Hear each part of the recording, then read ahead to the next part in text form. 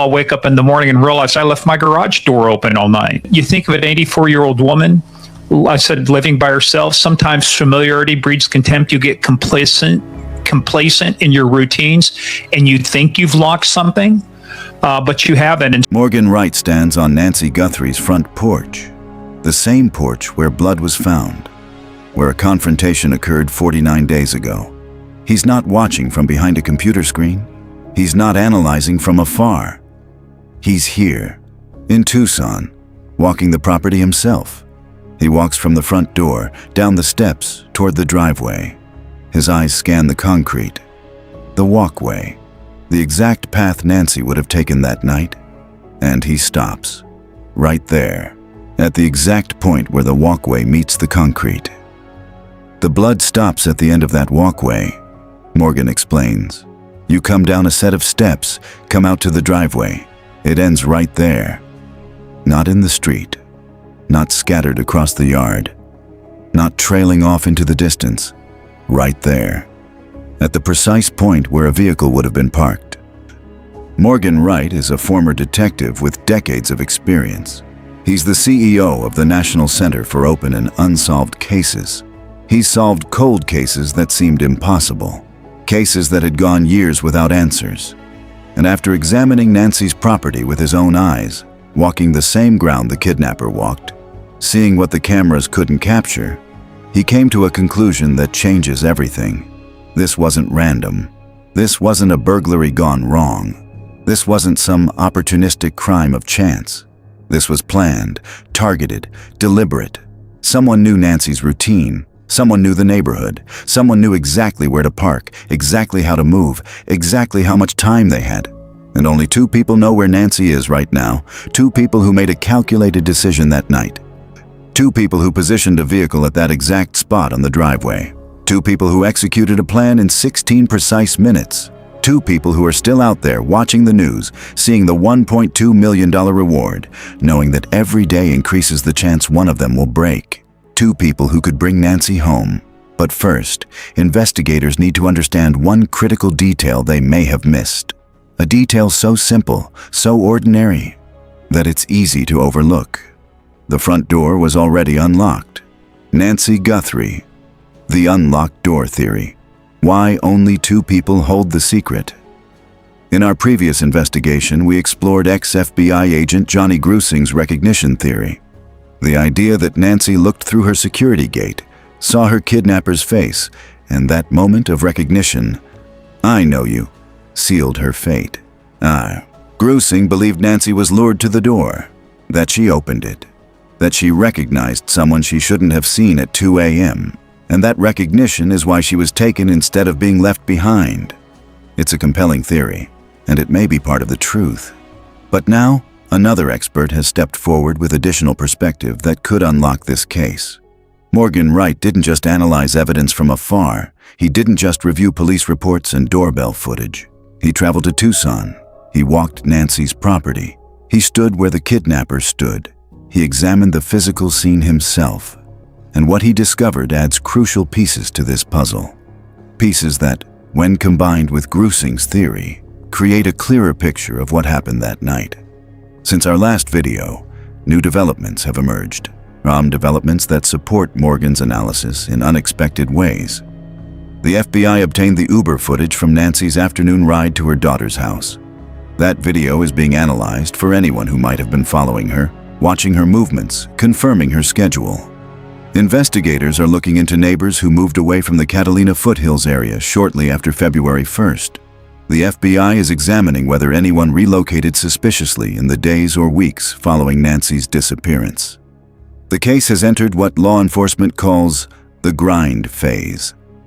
The initial massive deployment of resources, hundreds of officers, volunteers, searchers, has scaled back. Most of the Pima County Sheriff's Department has returned to regular duties. Only a small specialized task force continues working the case full-time alongside the FBI. DNA evidence sent to a specialized lab in Florida is still being analyzed. The samples are described as mixed and low-level, which means they contain genetic material from multiple people and are difficult to process. Advanced testing, including potential genetic genealogy analysis, could take weeks or months. The same technology that caught the Golden State Killer is now being applied to Nancy's case.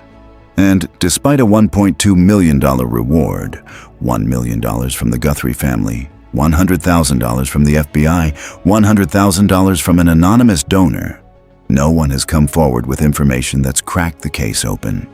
That last detail is critical to Morgan Wright's theory, and we'll explore exactly why in just a moment. But first, let's talk about who Morgan Wright is and why his analysis carries weight. Before we dive deep into Morgan's findings, a quick note. If you're new to this case, we recently covered ex-FBI agent Johnny Grusing's recognition theory in detail. That video is linked in the description. Today's investigation builds on that foundation with a different expert's perspective and new evidence that's emerged. If you're following Nancy's case and want every angle examined, every theory explored, every piece of evidence analyzed, hit that subscribe button and turn on notifications. Because at Crime Uncovered, we don't move on when cases get difficult. We don't stop when the initial surge of attention fades. We stay until answers are found. Subscribe now, because Nancy Guthrie deserves nothing less. Morgan Wright isn't someone who follows cases from Twitter threads or Reddit forums. He's a former detective who spent decades in the field. Kidnappings, homicides, cold cases that others had given up on. Cases where families had lost hope. Cases where evidence had gone cold. He's currently the CEO of the National Center for Open and Unsolved Cases, an organization specifically dedicated to solving investigations that traditional law enforcement couldn't crack. They bring fresh perspective, new technology, different methodologies. And when Nancy Guthrie disappeared, Morgan didn't just read about it in the news. He made the decision to get involved personally. He booked a flight to Tucson. He drove to the Catalina Foothills. He contacted local authorities. He asked to see the scene. Because Morgan knows something that many people don't understand about criminal investigations. Physical scenes tell stories that reports can't capture. You can read about blood evidence in a document. But standing on the porch, seeing the exact distance from door to driveway, understanding the sight lines, feeling the layout of the property, that tells you things no report ever could. So Morgan went. He stood on Nancy's porch, the same porch where her blood was found, where a confrontation occurred, where everything changed. He walked from the front door, down the steps, across the walkway, to the driveway. He examined the terrain, the lighting, the visibility from neighboring houses, the camera angles, the escape routes. He wanted to understand not just what happened, but how it was possible. And what he found changed his entire understanding of the case. "I went out and visited the house," Morgan said in a detailed interview about his findings. "I was actually out in Tucson. The blood stops at the end of that walkway. You come down a set of steps, come out to the driveway. It ends right there. That observation is more important than it might sound. We'll come back to it." But Morgan noticed something else too. "I was surprised," he said.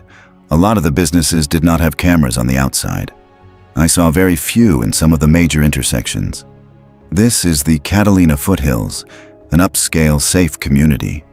A place where people don't worry about crime, where businesses don't feel the need for extensive surveillance, where homeowners leave garage doors open overnight without concern. It's a community built on trust and safety. And that safety, Morgan believes, created the conditions that made Nancy vulnerable. Not because she was careless, but because she had no reason to be afraid." Morgan also brings a specific philosophy to this investigation, a philosophy he's developed over decades of solving cold cases. "All the information they need to solve the case is in their possession," Morgan explained. "They need to take a step back, park their pride at the door, park their ego at the door, and bring in new people with fresh eyes." He's not criticizing the investigators working Nancy's case. He's not saying they did bad work. He's saying what he's learned from experience. Sometimes you can stare at evidence for so long that you stop seeing it clearly. You develop a narrative. That narrative becomes canonical, sacred, untouchable. And when that happens, you miss things. Morgan gave a perfect example of this principle in action. The Long Island serial killer. Rex Heuermann, the Gilgo Beach murders. That case went unsolved for over a decade. Bodies were found in 2010. Families waited. Investigators worked. But no arrests were made. Then, in 2023, Rex Heuermann was arrested. Was it because of new evidence? No. It was because a new team of investigators went back and looked at evidence that already existed. Phone records, cell tower data, vehicle registrations, witness statements. The evidence was there all along. It just needed fresh eyes to see it differently. And Morgan believes Nancy's case is exactly the same. The doorbell footage exists. The blood evidence exists. The timeline exists. The Uber video exists. Location data from cell phones exists. It's all there, right now, in evidence rooms, in FBI databases, in Sheriff's Department files. It just needs to be examined with fresh perspective. With the assumption that this was targeted, not random. With the understanding that only 2 people are involved, not a larger group. With the knowledge that the door may have been unlocked, not forced. Change those assumptions, Morgan believes, and Nancy can be found. Since our last video on Johnny Grusing's recognition theory, several significant developments have emerged in Nancy's case. Developments that change what we know and support Morgan Wright's analysis in unexpected ways. First, and perhaps most importantly, the FBI has obtained and is analyzing the Uber footage from January 31st. Nancy took an Uber from her home to her daughter Annie's house that afternoon. It was a normal ride, a normal day. Nancy was going to spend time with family. That Uber video may be the last footage of Nancy Guthrie alive outside of the doorbell camera from early the next morning. The FBI hasn't released what they found in that footage. They haven't made any public statements about what it shows or doesn't show, but they're analyzing it carefully, frame by frame. They're looking for anyone who might have been following Nancy's Uber. Any vehicle that seemed to be tracking her movements. Anyone watching from a distance as she left her house and arrived at Annie's. They're looking for signs that someone was confirming Nancy's schedule, making sure she'd be gone for hours, making sure she'd return home late and tired. Because if Morgan is right, if this was a planned abduction, then the kidnapper needed to know Nancy's routine, needed to know when she'd be home, when she'd be alone, when she'd be vulnerable. That Uber ride could show the surveillance that preceded the crime. Second, according to reports from News Nation and other outlets, the FBI is investigating neighbors who moved away from the Catalina Foothills area shortly after February 1st. This is significant. In the immediate aftermath of Nancy's disappearance, most people in the neighborhood stayed.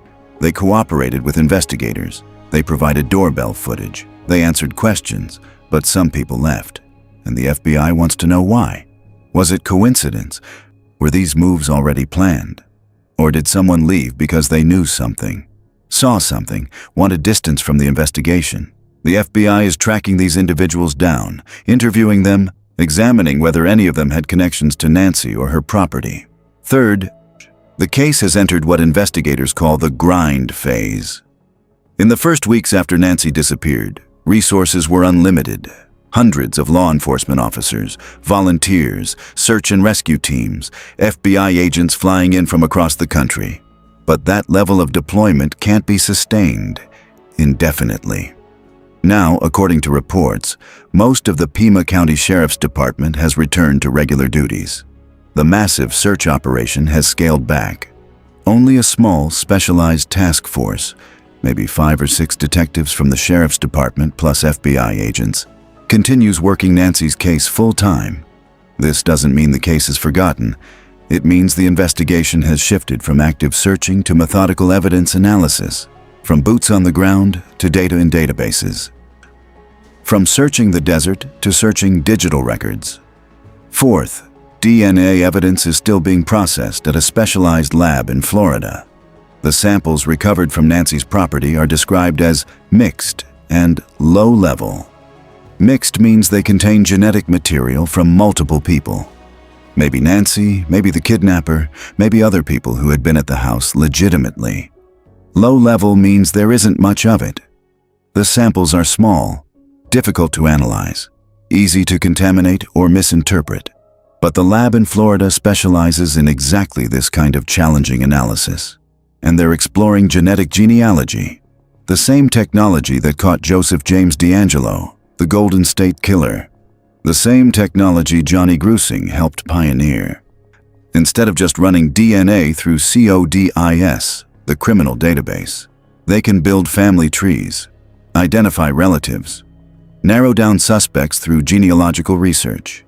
It's slow. It could take weeks or months, but it's how impossible cases get solved. And fifth, the $1.2 million reward remains unclaimed. $1 million from the Guthrie family, $100,000 from the FBI, $100,000 from an anonymous donor. That's life-changing money. That's retire early money. That's change your entire future money. And no one has come forward. For Morgan Wright, this single fact tells him more about the case than almost anything else. And we'll explore exactly what it means in just a moment.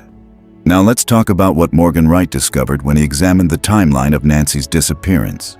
Not according to the official timeline from the Pima County Sheriff's Department, motion was detected inside Nancy's house at 2:12 a.m. on February 1st.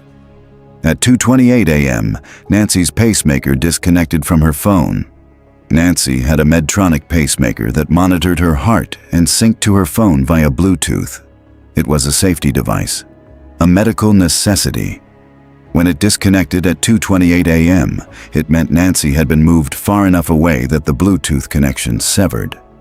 Bluetooth typically has a range of about 30 feet, maybe a bit more in ideal conditions, but not much. So at 2:28 a.m., Nancy was at least 30 feet from her phone. Probably more. Probably out of the house entirely. Probably in a vehicle moving away from the property. That gives us a critical window.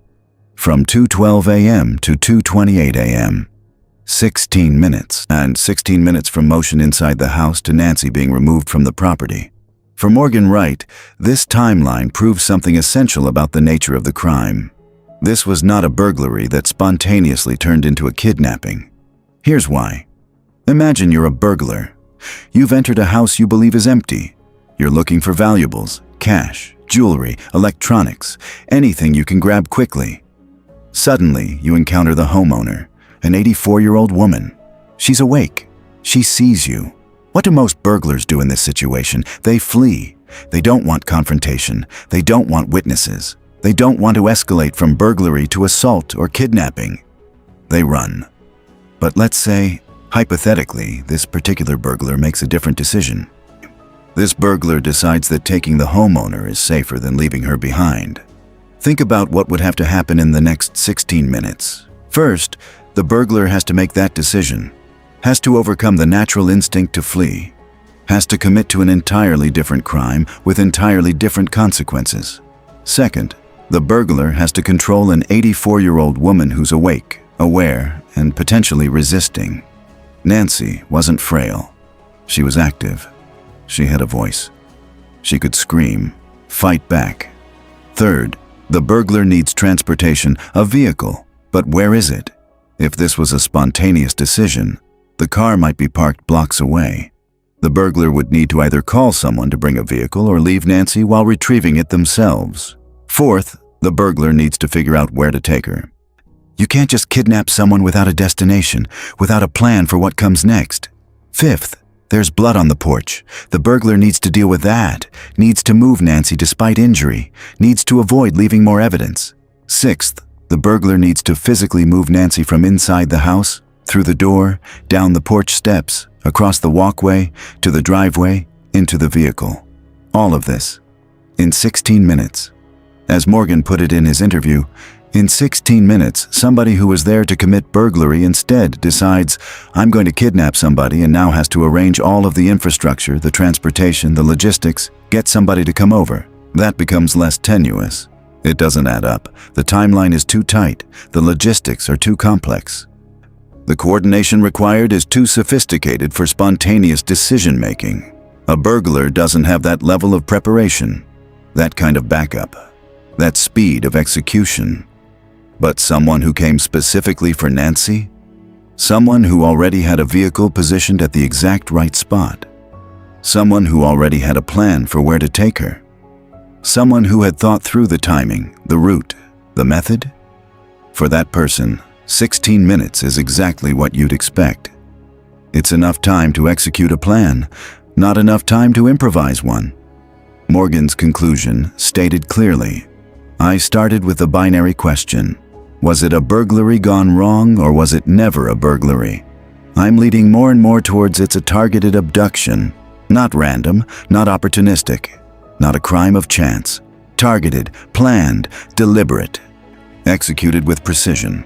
So if this wasn't a random burglary, if someone came specifically for Nancy, one question remains. How did they get inside? There's no evidence of forced entry anywhere on the property.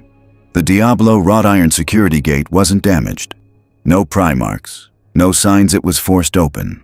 The windows weren't broken. The door wasn't kicked in. No tool marks on the locks. Everything appears intact. So how did someone enter Nancy's home at 2 a.m. without breaking anything? Morgan Wright has a theory that explains everything. A theory so simple it's easy to overlook. The door was already unlocked. She's 84 years old, Morgan explained, lives in an area where very little crime, if any. Look, I left my garage door open all night and forgot about it. Is it unrealistic to think that an 84-year-old woman who just gets into a habit, thinks that her doors are locked, may have left the door open? Think about this carefully. Nancy came home around 10 p.m. on January 31st. Her son-in-law, Tommaso, had driven her back from Annie's house. She was tired. It had been a long day. She'd spent hours with family. She was 84 years old. She walked inside carrying her purse. Maybe thinking about the evening, about getting ready for bed, about taking her medication. The Catalina Foothills is one of the safest neighborhoods in Tucson. Crime is almost non-existent. People don't worry about locking doors. Some leave garage doors open overnight. Nancy had lived there for years without incident. She felt safe. So when she walked inside that night, she may have locked the heavy wrought iron security gate on the outside. That's the visible barrier, the one people check. But the main door behind it. What if, in that moment of exhaustion, in that routine of coming home after a long day, the deadbolt never clicked? What if Nancy thought she locked it but didn't? What if she went to bed believing her home was secure when the door was actually unlocked? This would explain everything. No forced entry, because no force was needed. No damage to the security gate, because the security gate doesn't matter if the door behind it is unlocked. No broken windows, because there's an easier way in. Just turn the handle, push the door, walk inside, silent, simple, leaving no trace. And here's the critical part of Morgan's theory. If the door was unlocked, it means the person who entered likely tested it first. They didn't just assume, they checked. They came to the door, put their hand on the handle, turned it, and found it unlocked, which means they were close enough to the property to check, which means they knew Nancy was home, which means they were waiting for the right moment. This wasn't someone passing by who got lucky. This was someone who knew Nancy's routine, who knew she'd come home late and tired, who knew she might forget to lock up. Someone local, someone familiar with the neighborhood, someone who had been watching. And when they tested that door and found it unlocked, they knew it was time.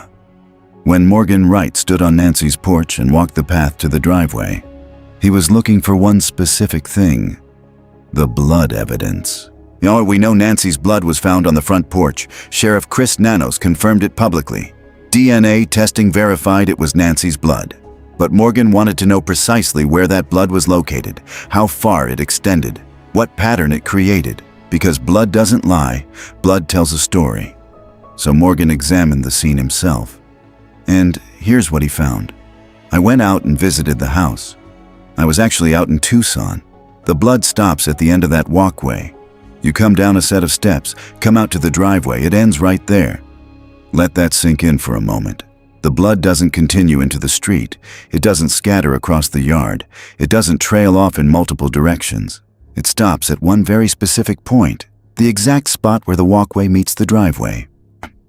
The exact spot where a vehicle would be parked. Think about what this means.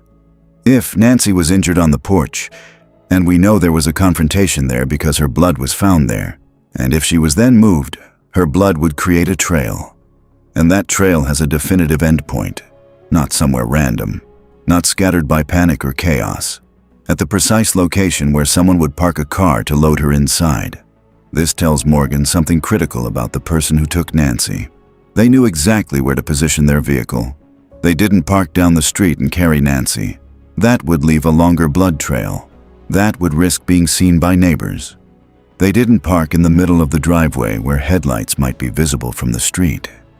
They pulled up to the exact spot where they could move Nancy from the porch, down the steps, across the walkway, directly into the car with maximum efficiency and minimum exposure. From Nancy's perspective, from the porch steps to the vehicle, it's maybe 20 feet, maybe less. 20 feet that could be covered in seconds. No long carry, no dragging across the yard, no extended exposure to possible witnesses or cameras. Just a quick, direct movement from point A to point B. This wasn't improvised. This wasn't someone panicking and figuring it out as they went. This was someone who had thought it through, someone who knew the property layout, who understood the sight lines from neighboring houses, who calculated the shortest, safest path from porch to vehicle. Someone who had planned this, and the blood evidence proves it. Because that blood stops exactly where planning would put a vehicle. Not where panic would leave it, not where randomness would scatter it, where precision would position it. Here's where Morgan Wright's analysis becomes even more specific. And it's the detail that offers the most concrete hope for finding Nancy. Morgan believes that only 2 people maximum are involved in Nancy's disappearance. Not a gang, not a criminal organization, not a group of accomplices. 1 person, maybe 2, but no more than that. How can Morgan be so specific? The answer lies in the reward. Right now, at this moment, there is $1.2 million on the table for information that leads to finding Nancy. $1 million offered by the Guthrie family. $100,000 added by the FBI. $100,000 contributed by an anonymous donor. Think about how much money that is. For most people, $1.2 million is life-changing. It's pay off your house money. It's retire early money. It's never worry about finances again money. It's enough money that friendships would break, that loyalty would crack, that fear would be overcome by opportunity. And yet, despite that extraordinary reward, despite 50 days passing, despite constant media coverage and FBI appeals, no one has come forward with credible information. No one has called the tip line with details that broke the case open. No one has claimed that $1.2 million. For Morgan Wright, this single fact tells a very specific story. "I'm telling you right now," Morgan said bluntly in his interview. "You and I just met, but I would dime you out for $50,000. He's being honest about human nature, about how people actually behave when money is on the table. "You put $1.2 million on the table," Morgan continued. "If that doesn't move the needle, what does that tell you?" His answer: "I would say it's a very small group of people. No less than 1, and I'd say no more than 2 involved in this. Because if 1 person knows the secret and they tell somebody, it's no longer secret. Think about the logic here. It's airtight. If 5 people were involved in Nancy's disappearance, what are the odds all 5 would stay silent? Someone in that group would see $1.2 million and think about what it could do for their life. Someone would have a falling out with the others. Someone would feel guilt. Someone would want out. And they'd talk. If 3 people knew what happened, same principle. 3 people means 3 potential breaking points, 3 consciences. 3 opportunities for greed or guilt to override loyalty. Eventually, someone would talk. But if only 2 people know, then the dynamic is completely different. Because if 1 person talks, the other person can immediately identify them. It's mutually assured destruction. If you betray me, I can betray you right back. We both go down, so both stay silent. Not because they're exceptionally loyal, not because they're master criminals, but because each person knows the other can destroy them. And that's why, Morgan believes, the $1.2 million hasn't worked yet. The secret is held by too few people for the reward to break it open. But here's the hopeful part of this analysis. 2 people is a very small circle.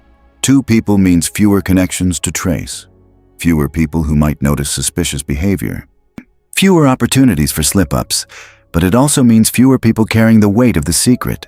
And secrets, especially ones this heavy, don't stay buried forever when only 2 people are holding them. One of them is going to feel guilt. Nancy was 84 years old. Someone's grandmother, someone's mother. Taking her wasn't an impersonal crime. One of them is going to start thinking about that $1.2 million differently. Maybe they need money. Maybe their life circumstances change. Maybe desperation overrides fear. One of them is going to tell someone they trust, a spouse, a close friend, a family member, and that person might call the FBI. One of them is going to make a mistake, say something that doesn't quite add up, act suspiciously, change their routine in noticeable ways. Or one of them is simply going to decide this secret is too much to carry. And when that happens, not if, but when, Nancy can be found. Morgan Wright has a message for the investigators working Nancy's case, and it's important to understand that this isn't criticism. This is guidance from someone who's been exactly where they are. All the information they need to solve the case is in their possession, Morgan stated clearly. They need to take a step back, park their pride at the door, park their ego at the door, and bring in new people with fresh eyes. Morgan isn't saying the detectives did bad work. He's not saying they missed obvious clues or made fundamental mistakes. He's saying something more subtle and more important. He's saying that when you work a case for months, you develop a narrative, a theory of what happened. And that narrative becomes ingrained. It becomes the lens through which you see every piece of evidence. And sometimes that lens needs to change. Morgan gave a perfect example to illustrate this principle. The Long Island serial killer, the Gilgo Beach murders, Rex Heuermann. Bodies were discovered in 2010, multiple victims, a serial killer operating for years. The FBI was involved. The Suffolk County Police worked the case intensively, but no arrests were made. The case went cold. Years passed. Families waited. The public moved on. Then, in 2023, Rex Heuermann was arrested. What happened? Did investigators find new evidence? Did a witness come forward after a decade of silence? Did new technology become available? No. What happened was a new team of investigators came in with fresh eyes. They took all the existing evidence, phone records, cell tower data, vehicle registrations, witness statements, forensic evidence that had been sitting in files for years, and they looked at it differently. They asked different questions. They made different connections. They challenged assumptions that had become accepted truth. And they solved it, not with new evidence, with new perspective. Morgan believes Nancy's case is exactly the same. The doorbell footage exists. It's been analyzed dozens of times, but maybe there's something in it that only becomes visible when you ask different questions. The blood evidence exists. It's been tested and documented, but maybe its significance changes when you assume targeted abduction instead of burglary gone wrong. The timeline exists. Motion at 2:12 a.m., pacemaker disconnect at 2:28 a.m. But maybe those 16 minutes tell a different story when you're looking for planning instead of panic. The Uber video exists. The FBI has it. But maybe there's a vehicle in the background, a person watching, a pattern that only becomes clear when you know what you're looking for. Location data exists. Cell tower pings, app data, digital breadcrumbs from phones in the area that night. But maybe the significance of that data changes when you're looking for two people, not a group. Witness statements exist. Neighbors who heard something, saw something, noticed something slightly off. But maybe those details connect differently under fresh analysis. All of this information is sitting in evidence rooms right now, in databases, in filed reports. It doesn't need to be discovered. It needs to be reinterpreted.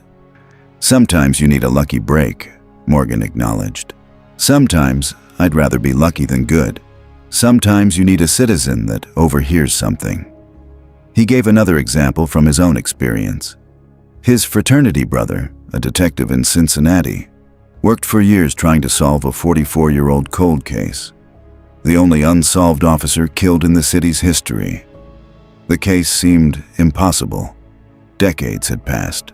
Witnesses were dead. Evidence was degraded. But they went back. They did fresh interviews. They asked new questions. And a family member said, almost casually, "Oh, you're here because my dad killed that cop, after 44 years." Someone talked. Morgan believes the same thing will happen with Nancy's case. That's why you have to maintain persistence. That's why you have to keep following up on this. Sometimes you have to accept uncertainty and embrace it. But when that opportunity arises, you can solve the case. The opportunity is coming, because secrets don't stay buried forever. Especially not secrets held by only 2 people. Especially not with $1.2 million on the table. Especially not when fresh eyes start asking the right questions. Morgan Wright isn't just relying on traditional detective work to solve Nancy's case. He's using technology that didn't exist even 5 years ago. Technology that's already solving cases that seemed impossible. One of the tools he mentioned is called signals analysis. Most people don't realize how much data their phones generate. Every app you have, social media, weather apps, games, shopping apps, collects location data. It's in the terms of service that nobody reads. That data is aggregated by companies, and that aggregated data can be purchased and analyzed. I did a whole signals analysis around Nancy's house looking for things, Morgan explained. What does that mean in practice? It means Morgan can see what phones were in Nancy's neighborhood that night. Not the owners' names. The data is anonymized, but the devices themselves leave digital signatures. So if a phone that's usually in a different part of Tucson suddenly appeared near Nancy's house at 2 a.m. on February 1st, that's significant. If that same phone then moved away from the area following a specific route, that's a pattern. If that phone has been back to Nancy's neighborhood before, maybe for the scouting visits on January 11th and 24th, that's a connection. The technology exists, the data exists. It just needs to be analyzed correctly. Morgan also mentioned egress analysis. This is the practice of mapping all possible routes someone could take when leaving a location. There are only so many ways to get to a main road when you leave Nancy's house, Morgan explained. At some point, they get back to structured roads that lead down to other structured roads and interstate. The Catalina Foothills looks like a maze, winding residential streets, cul-de-sacs, private drives. But when you map it out, there are only a limited number of ways to get from Nancy's house to a major road. You can't go off-road in a vehicle carrying someone. You have to follow streets. And those streets funnel into predictable routes. By mapping those routes and cross-referencing them with camera footage from businesses, traffic cameras, residential doorbell cameras along those routes, investigators can track where a vehicle went. Even if they don't have footage of the vehicle itself, they can eliminate routes where cameras didn't see anything suspicious, and that narrows the search. Morgan has used this approach successfully before. Recently, he mentioned working with the Texas Rangers on a case, using these exact techniques: signals analysis, egress mapping, fresh eyes on old evidence. He provided them with 19 pages of information they did not know exist. Information that was always there, always available. It just needed someone to look in the right place with the right tools. Morgan also mentioned his work involves artificial intelligence and structured prompts for criminal investigations. AI can analyze patterns in data that human investigators might miss. It can cross-reference millions of data points in seconds, but only if you ask it the right questions. Morgan teaches a course on how to use structured prompts, specific, carefully crafted questions, to get useful information from AI systems instead of generic answers. It's not about replacing detectives, it's about giving them tools to analyze evidence faster and more thoroughly. All of this technology exists right now. It's being used right now, and it could find Nancy. Let's step back and look at what investigators already have. What's sitting in evidence rooms and databases at this moment? The Uber video. The FBI has footage of Nancy's last normal afternoon. She's getting into an Uber, going to see her daughter, smiling, talking, living her normal life. But someone may have been watching. Someone may have been following that Uber. confirming Nancy's schedule, making sure she'd be gone for hours.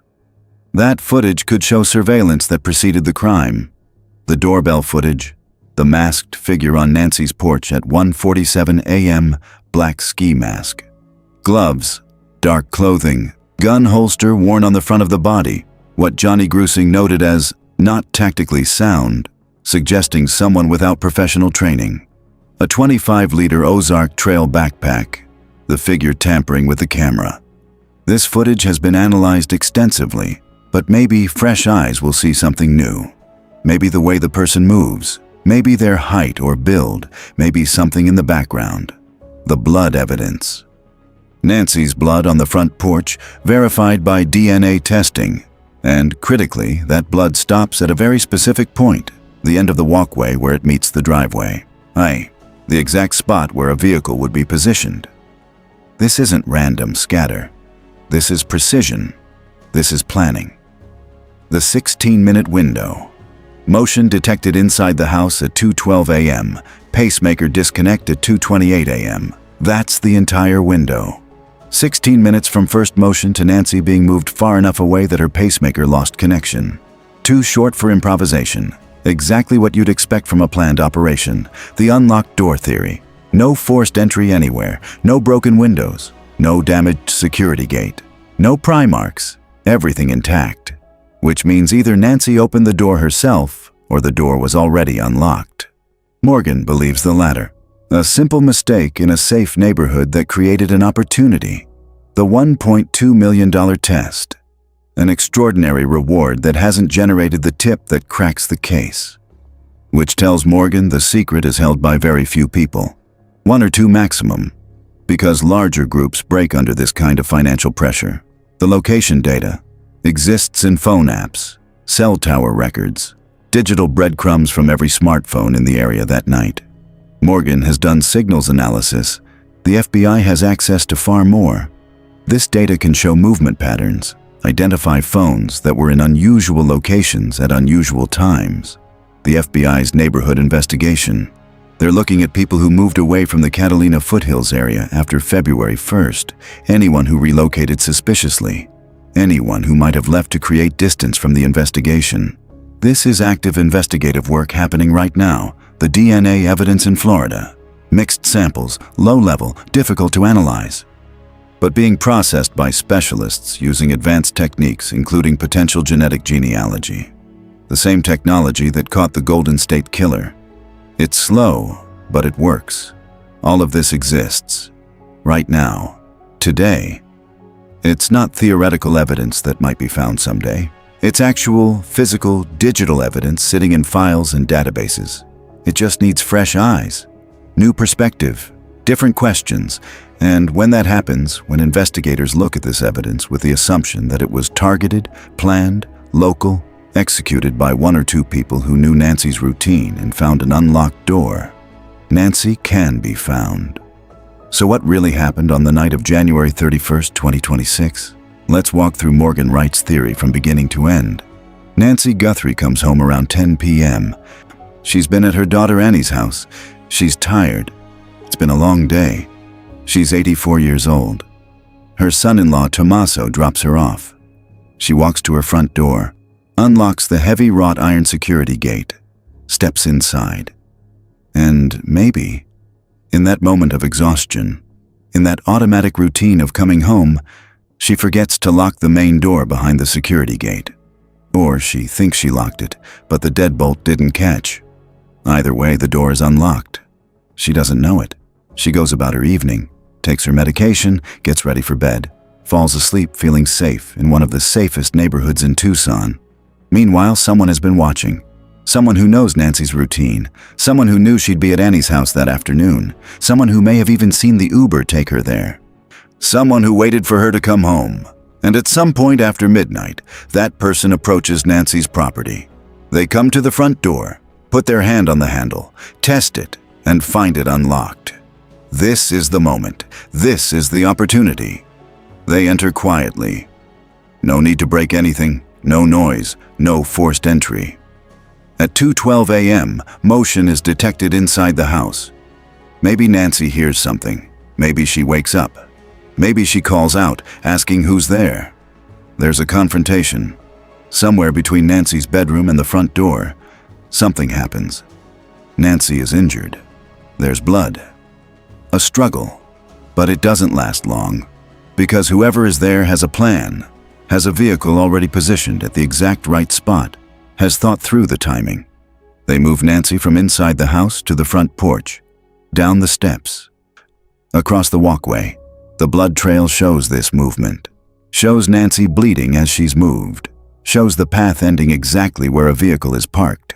And at 2:28 a.m., Nancy's pacemaker loses connection. She's been moved more than 30 feet from her phone. She's in a vehicle. She's being driven away. 16 minutes, from motion inside the house to Nancy leaving the property. Not enough time to improvise. Exactly enough time to execute a plan. And only 2 people know where that vehicle went. Only 2 people know where Nancy is right now. 2 people who made this decision together, who planned this together, who are keeping this secret together. 2 people who are watching the news, seeing the $1.2 million reward, knowing that every day increases the chance one of them breaks. Morgan Wright believes this is what happened. Not a random crime, not a burglary gone wrong, a targeted abduction, planned, local, executed by people who knew Nancy and knew the neighborhood. And he believes Nancy can be found because those 2 people are going to make a mistake, or one of them is going to talk. Or fresh eyes are going to see something in the evidence that's been there all along. Or the technology, the signals analysis, the egress mapping, the genetic genealogy is going to point to an answer. It's not a question of if, it's a question of when. A front porch in the Catalina Foothills. The same porch Morgan Wright stood on weeks ago. The same porch where blood was found, where a confrontation occurred, where Nancy Guthrie was taken 49 days ago. Yellow flowers still cover the driveway, ribbons tied to the wrought iron security gate, cards with prayers and messages of hope. The house sits quiet now. The massive search operation has scaled back. The helicopters no longer fly overhead. The volunteers have returned to their normal lives, but the investigation continues. In evidence rooms, detectives review footage frame by frame. In laboratories, specialists analyze DNA samples with technology that didn't exist a decade ago. In databases, algorithms search for patterns in location data, looking for digital fingerprints that place someone at the scene. And somewhere, 2 people are living with a secret. 2 people who know exactly what happened on that porch. 2 people who know where Nancy is. 2 people who are watching the reward grow to $1.2 million. 2 people who know that fresh eyes are looking at evidence with new assumptions. 2 people who know the circle is small enough that mistakes can't be hidden forever. The question isn't whether they'll be found. The question is when. When will one of them feel the weight of guilt become unbearable? When will one of them see that $1.2 million and decide it's worth the risk? When will one of them tell someone they trust, and that person will call the FBI? When will the technology connect dots that human eyes missed? When will fresh analysis of old evidence reveal the answer that was always there? Nancy Guthrie is waiting. Her family is waiting. The truth is closer than anyone thinks. Fade to black. Morgan Wright's theory gives this case something it desperately needs. Focus. If only 2 people know where Nancy is, then the answer isn't scattered across a vast conspiracy. It's held by 2 specific individuals. If the door was unlocked, then this was someone local. Someone who knew the neighborhood well enough to approach Nancy's house at 2 a.m. Someone who knew her routine well enough to know when she'd be home and vulnerable. If all the evidence already exists, then finding Nancy doesn't require a miracle. It doesn't require a lucky break or a witness coming forward after years of silence. It requires fresh eyes looking at existing evidence from a different angle. Someone watching this video right now might know something. You might know a person whose behavior changed after February 1st, who seemed stressed, who suddenly had money, who moved away from Tucson unexpectedly, who asked strange questions about the investigation. You might know someone who worked on Nancy's property in the past, who had access to her home, who knew her schedule.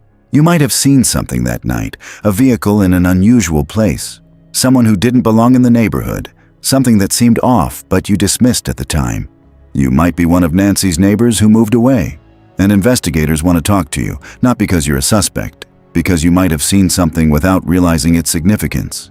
If you know anything at all, call the FBI at 1-800-CALL-FBI. Call the Pima County Sheriff's Department at 5203-514-900. $1.2 million is waiting for information that brings Nancy home.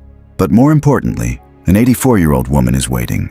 A daughter named Savannah is waiting. A family is waiting. A community is waiting. This case can be solved. Morgan Wright believes it. The evidence supports it. The technology exists to do it.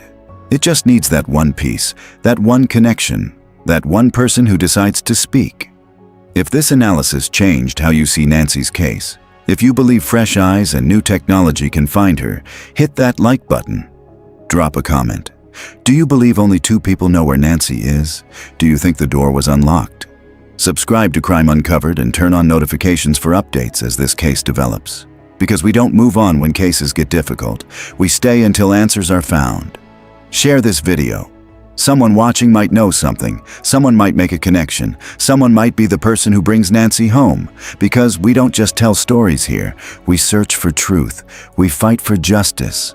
We refuse to let cases fade into silence. Nancy Guthrie deserves to be found. Her family deserves answers.